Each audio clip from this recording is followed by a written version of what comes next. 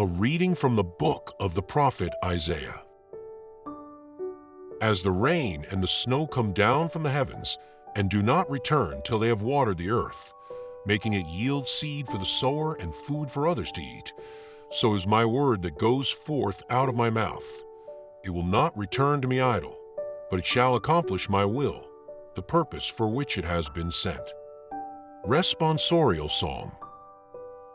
The seed that falls on good ground will yield a fruitful harvest. The seed that falls on good ground will yield a fruitful harvest. You visit the earth and water it, make it abundantly fertile. God's stream is filled with water. You supply their grain. Thus do you prepare it. The seed that falls on good ground will yield a fruitful harvest. You drench its plowed furrows and level its ridges. With showers you keep it soft, blessing its young sprouts. The seed that falls on good ground will yield a fruitful harvest. You adorn the year with your bounty, your paths a drip with fruitful rain. The meadows of the wilderness also drip. The hills are robed with joy. The seed that falls on good ground will yield a fruitful harvest. The pastures are clothed with flocks, the valleys blanketed with grain. They cheer and sing for joy. The seed that falls on good ground will yield a fruitful harvest. A reading from the letter of Paul to the Romans. I consider that the suffering of our present life cannot be compared with the glory that will be revealed and given to us. All creation is eagerly expecting the birth, in glory, of the children of God. For if now the created world was unable to attain its purpose, this did not come from itself, but from the one who subjected it.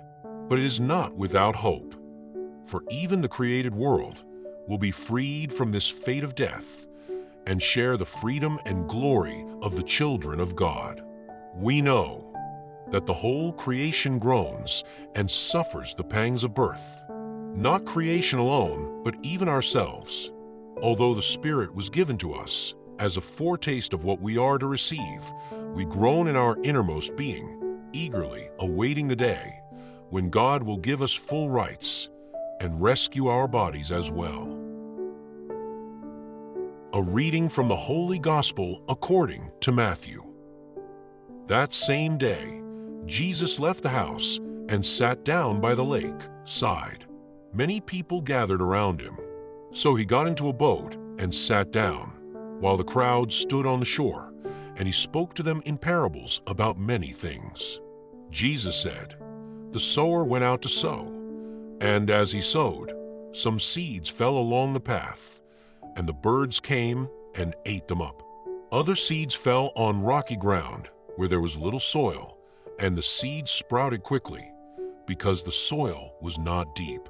But as soon as the sun rose, the plants were scorched, and they withered, because they had no roots. Again, other seeds fell among thistles, and the thistles grew and choked the plants.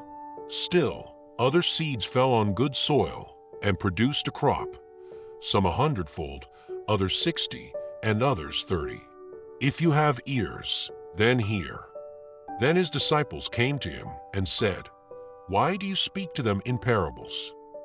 Jesus answered, "To you it has been given to know the secrets of the kingdom of heaven, but not to these people. For the one who has will be given more, and he will have in abundance. But the one who does not have will be deprived of even what he has. That is why I speak to them in parables, because they look and do not see, they hear, but they do not listen or understand. In them, the words of the prophet Isaiah are fulfilled. However much you hear, you do not understand. However much you see, you do not perceive. For the heart of this people has grown dull. Their ears hardly hear, and their eyes dare not see.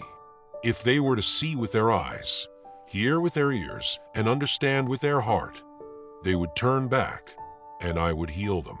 But blessed are your eyes, because they see, and your ears, because they hear.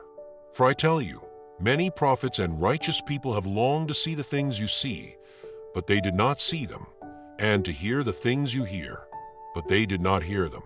Now listen to the parable of the sower.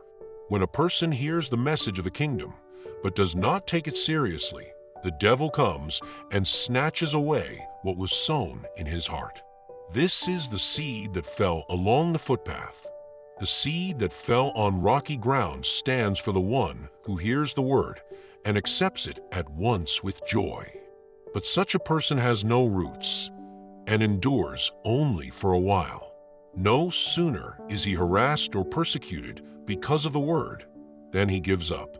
The seed that fell among the thistles is the one who hears the word, but then the worries of this life and the love of money choke the word, and it does not bear fruit.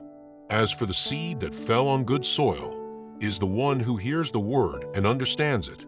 This seed bears fruit and produces 100 or 60 or 30 times more.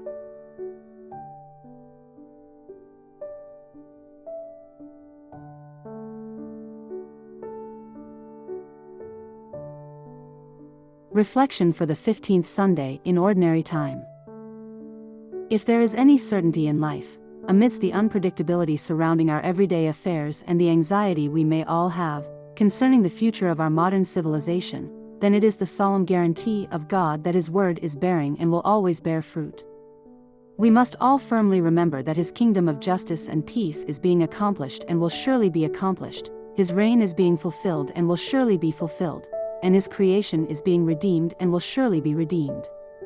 He speaks to us through the prophet, as the rain and the snow come down from the heavens and do not return till they have watered the earth, making it yield seed for the sower and food for others to eat, so is my word that goes forth out of my mouth. It will not return to me idle, but it shall accomplish my will, the purpose for which it has been sent.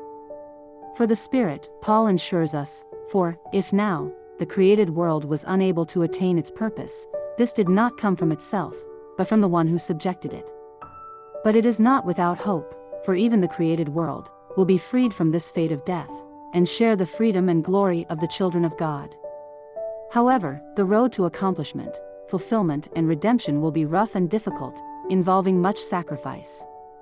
It will claim the lives of many servants of the kingdom, if God deems these sacrifices to be necessary for its accomplishment. The word will most certainly continue to be spread through the efforts of these selfless servants, but unfortunately, like in our Lord's time, it may not bear fruit in many instances. Some may never take and receive it seriously. Some may become incapable of tenaciously holding on to the received word when confronted with ridicule or oppression, and some may be tempted away from the received word through the angst from and the allurements of the world. So, how far still are we from the fulfillment of the reign of God? This will depend on when and to what extent we can all realize that the kerygma has a social content, a moral imperative centered on acts of charity. The word is not bearing fruit because though it continues to be spread, it is not well received because we have yet to set an exceptional example at par with that of the Christs, for most people who under today's conditions are barely able to survive on their own, and are compelled to consume much of their time and efforts in order to do so. How can the word thrive when hardly anyone cares to nurture it once it is planted? Charity demands that I must not only be an effective sower, but an effective gardener as well. To the lost, the least and the last, charity demands that I must not only proclaim the faith and speak about hope, I must also, for the greater glory of God, be His willing instrument.